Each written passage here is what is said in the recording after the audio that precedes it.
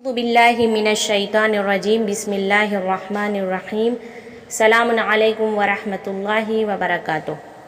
آج ہم 10 محرم کے بارے میں ذکر کریں گے۔ 10 محرم روز عاشورہ جسے کہا جاتا ہے۔ روز عاشورہ امام حسین علیہ السلام جو امام علی علیہ السلام کے بیٹے ہیں ان کی شہادت کا دن ہے۔ حسین ابن علی کی شہادت کا دن ہے اور ائمہ اطہار اور ان کے شیعوں کے لیے حزن و مصیبت کا دن ہے، اور یہی مناسب ہے کہ جو شیعہ حضرات ہیں اس روز دنیا کے کاموں میں مشغول نہ ہوں اور اپنے گھر کے لیے کچھ ذخیرہ نہ کریں۔ اس دن ذخیرہ نہیں کرنا چاہیے گھر میں، اور گریہ زاری کریں، نوحہ عالم میں مشغول رہیں اور امام حسین علیہ السلام کی مجلس برپا کریں، مجلس قائم کریں اور ماتم میں اس طرح سے مشغول رہیں جس طرح سے آپ اپنے عزیز ترین اولاد اور عزیز و اقارب کے ماتم میں مشغول رہتے ہیں۔ امام حسین علیہ السلام کی زیارت عاشورہ پڑھیں اور ان کے قاتلوں پر لعنت بھیجیں، جتنا ہو سکے ان کے قاتلوں پر لعنت کریں اور ایک دوسرے کو تعزیت پیش کرتے ہوئے یہ کلمات کہیں اور گریہ کرتے رہیں: اعظم اللہ اجورنا بمصابنا بالحسین علیہ السلام وجعلنا وإياكم من الطالبين بثاره مع وليه الإمام المہدی من آل محمد علیہم السلام۔ گریہ کرتے رہیں اور امام حسین علیہ السلام کی مصائب کو ذکر کریں، ان کی شہادت کے واقعات کو ذکر کریں۔ روایت میں ملتا ہے کہ جب جناب موسیٰ کو جناب خضر سے ملاقات کرنے اور ان سے سیکھنے کا حکم دیا گیا تو ملاقات میں پہلی چیز جو مذاکرے میں آئی وہ یہ تھی کہ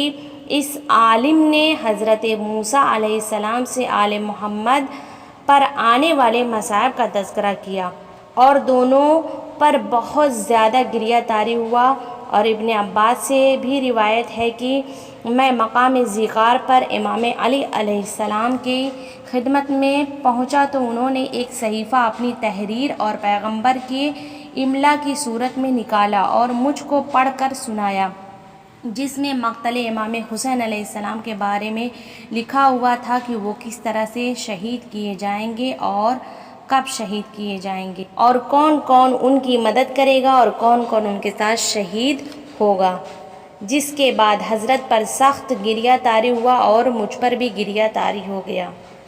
اگر کوئی شخص 10 محرم کو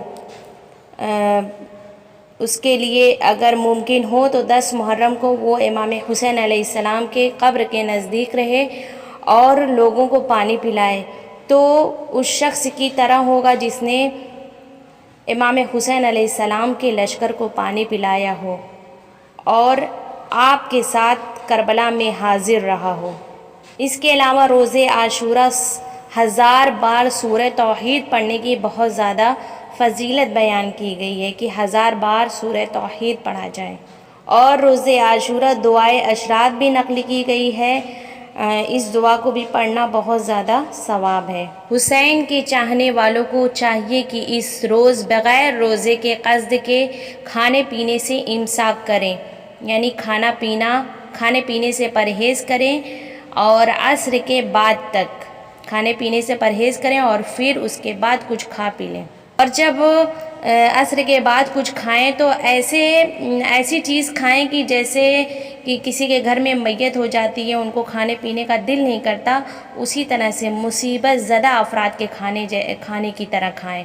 جیسے کہ دودھ وغیرہ یا میٹھا وغیرہ ہو، اس کے مثل نہ کہ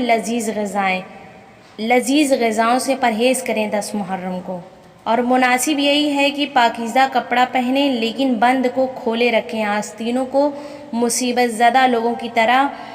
اوپر چڑھا لیں۔ 10 محرم کو روزہ نہ رکھیں بلکہ اس دن فاقہ کرنا ہے، یعنی کچھ بھی نہ کھائیں، عصر کے وقت تک آپ کچھ بھی نہ کھائیں، فاقہ رکھیں، پھر اس کے عصر کے بعد جو ہے آپ فاقہ شکنی کر لیں۔ روزہ نہیں رکھنا چاہیے کیونکہ اس دن بنی امیہ نے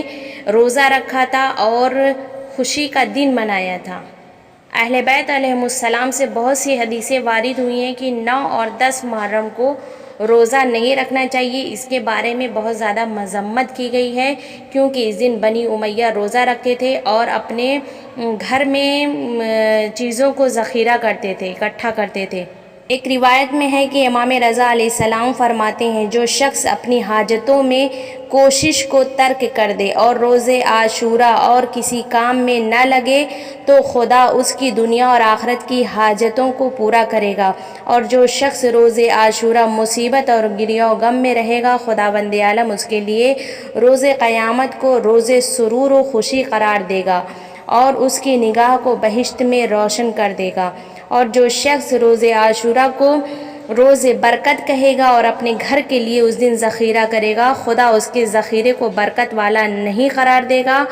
اور اسے یزید اور عبید اللہ ابن زیاد عمر سعد کے ساتھ محشور کرے گا۔ لہٰذا انسان کو روز عاشورہ دنیا کے کاموں میں مشغول نہیں ہونا چاہیے، بلکہ مناسب یہ ہے کہ خود بھی گریہ نہ ہو، مصیبت میں رہے اور گھر والوں کو بھی عزا کا حکم دے، جیسے کہ اولاد و اقربا کے ماتم میں ہوتا ہے۔ 10 محرم کو یعنی گھر میں کھانا جمع نہ کرے،